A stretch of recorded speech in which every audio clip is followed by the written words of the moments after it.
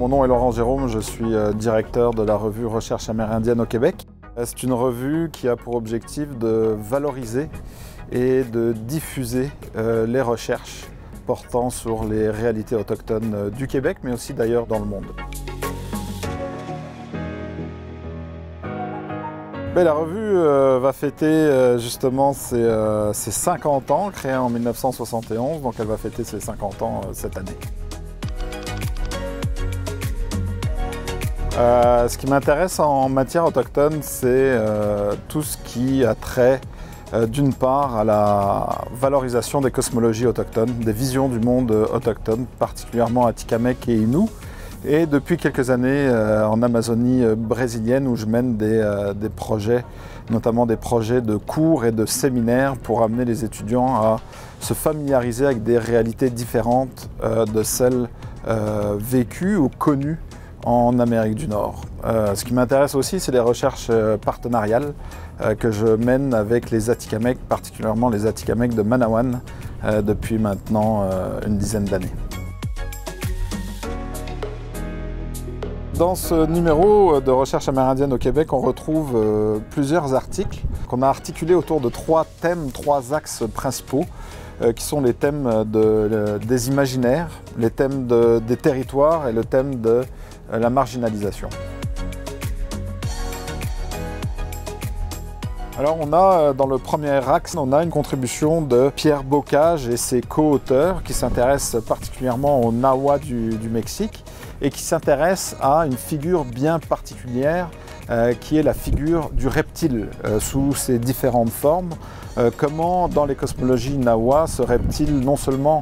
est représenté, mais aussi comment il agit dans le monde et dans la société Nahua. Alors le reptile et les serpents en général peuvent être des protecteurs de la forêt, peuvent être appelés aussi quand vient le temps de demander la pluie, sont des protecteurs de la montagne.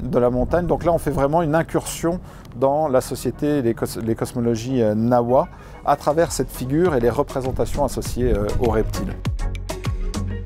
On a également une contribution de Émile Duchesne et Arnaud Simard-Raymond qui nous ramène dans le contexte du Québec, la figure de l'homme pet. Donc c'est vraiment un esprit très important dans la cosmologie Innu, avec toute une réflexion qui a fait l'objet de très peu de recherches finalement en anthropologie, sur tout ce qui concerne les excréments. Le dialogue dans les mythes, comment dans certains mythes on met en valeur la relation entre l'humain et son anus. Donc c'est vraiment des récits qui appellent à rire, mais qui valorisent également un certain nombre de relations au territoire, de relations non-humains et de relations également entre les humains. Sans oublier, dans cet axe imaginaire, il y a également la contribution de Paul-André Dubois, donc historien, ethno-historien, qui documente l'itinéraire de vie d'un missionnaire récollé. Bonaventure Léonard. Bonaventure Léonard qui finalement à travers sa vie montre l'importance de documenter les alliances, les métissages et qui interroge finalement le patrimoine historique de la société québécoise dans ses relations avec les sociétés autochtones. Dans l'axe territoire, on a une contribution de Denis Blouin, Jean-François Bissonnette et Luc Boutillier. Une contribution très intéressante sur un projet Micmac à Gaspé, sur le développement d'une vision ancrée de la foresterie, ou autrement dit une foresterie autochtone, ce qui met l'accent finalement sur toutes ces dynamiques actuelles de réappropriation par les peuples autochtones de leur propre savoir sur le territoire, en l'occurrence sur la forêt dans ce cas-ci. L'autre contribution qui est importante de mentionner, c'est celle de Gaëlle André Lescope. Gaëlle, qui elle-même Innu, a réalisé une recherche dans laquelle elle a documenté les savoirs Innu liés au campement traditionnel pour faire des liens avec la manière dont on pourrait penser l'aménagement des communautés, l'aménagement communautaire et comment on pourrait penser par exemple l'aménagement d'une maison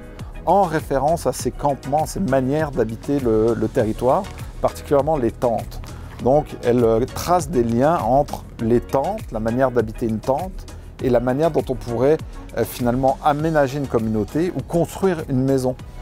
Elle cite notamment des informateurs qui lui racontaient comment pour eux il était important que les chambres n'aient pas de cloison parce qu'ils voulaient dormir avec leurs enfants, ce qui était le cas finalement dans les tentes, et que leur maison devrait refléter cette conception particulière de l'habitat, de l'habiter ensemble finalement.